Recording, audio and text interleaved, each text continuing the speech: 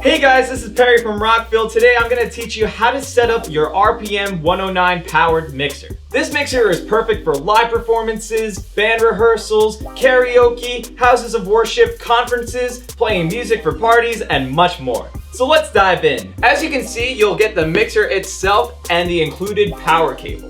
The handle on top of the mixer makes it easy to bring to any gig or event. So the first thing you'll want to do is grab the included power cable. Take the female end of the power cable and plug it into the socket on the back of the mixer. Then you'll take the other end and plug it into the wall. Next, we can flip on the power switch. So then after that, we're able to set up our speakers, so let me grab some real quick. So now that we got our two passive speakers, I'm gonna need two speak-on cables to connect the speakers to the mixer. So I'm just gonna take one end and connect it to the speak-on input on the back of the speaker.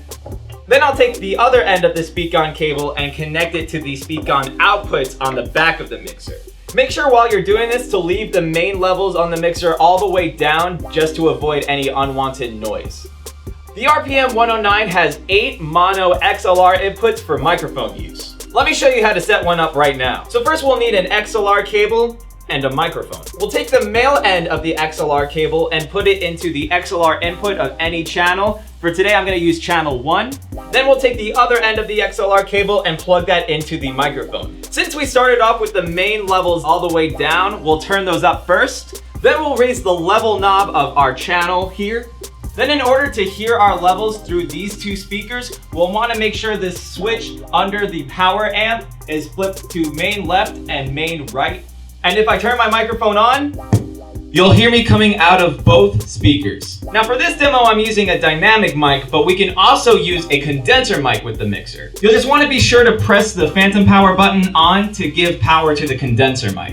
After that, we would set the channel for the condenser mic the exact same way. You can even plug a guitar or bass into the mixer. Take the 1/4-inch cable you would plug into your guitar, then take the other end and plug it into the 1/4-inch input of your channel. And the cool thing about the RPM109 is that it comes with 2 stereo channels that you can use for a keyboard or synth.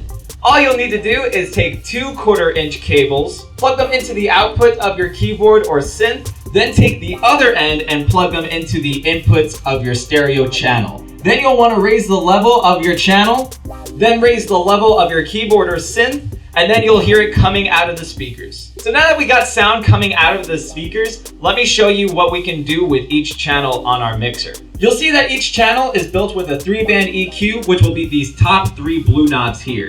With these, we can affect our high, mid, and low frequencies.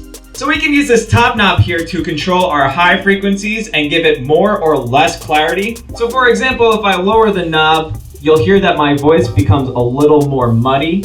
But if I raise it, it'll become more clear. This next knob here will affect our mid frequencies. So if I lower it, our voice has a little less body to it. But if I raise it, you'll hear it start to come back up. And this last one here will control our lower frequencies. So if I lower it, the bass of the sound goes away. And if I raise it, it becomes boomier again. So if we keep moving down this strip, we'll see our monitor knob, which we can use to send our channel to a stage monitor. We can actually set up stage monitors through our monitor output right here. Next, we have the FX knob that we can use to send effects to our voice. You can choose which effect you want if you go to the program knob right here and dial it to the number of the effect you want to use. So for example, I chose 15 for a delay. So if I raise the FX knob, you'll hear the delay in my voice coming through the speakers. After you choose an effect, you'll want to make sure that the effects levels up here are turned up, because if they're all the way down and you try to turn on the effects knob, you won't hear any effect coming through at all. You also have an FX out and an FX foot switch input, so you can turn the effects on and off with a foot pedal. So if we keep going down, you'll see the pan knob that we can use to send the signal to the left or the right speaker. So if I turn it to the left, you'll hear me coming just out of the left speaker. And if I turn it all the way to the right, you'll just hear me coming out of the right speaker. And if I leave it in the middle, you'll hear me coming out of both speakers equally. Now you'll see that each channel comes with a clip LED light, which will actually flash on if our signal is coming out too loud or distorted.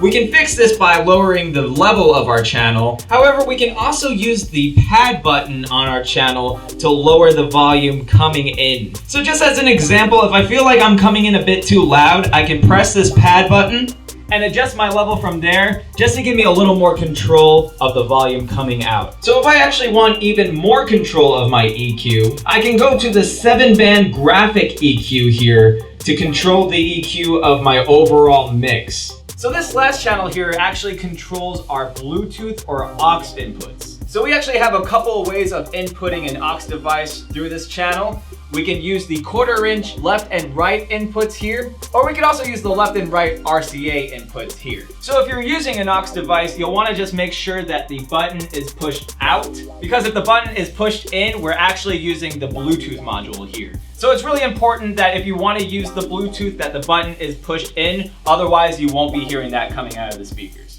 Next, we want to go to this mode button here to get to the Bluetooth option. Next, we'll go to the Bluetooth settings on our smartphone or tablet. Find the device that says Bluetooth, click on it. Then you'll see the Bluetooth module reads Bluetooth connected. Then we can raise the level of the channel and then play music from your phone.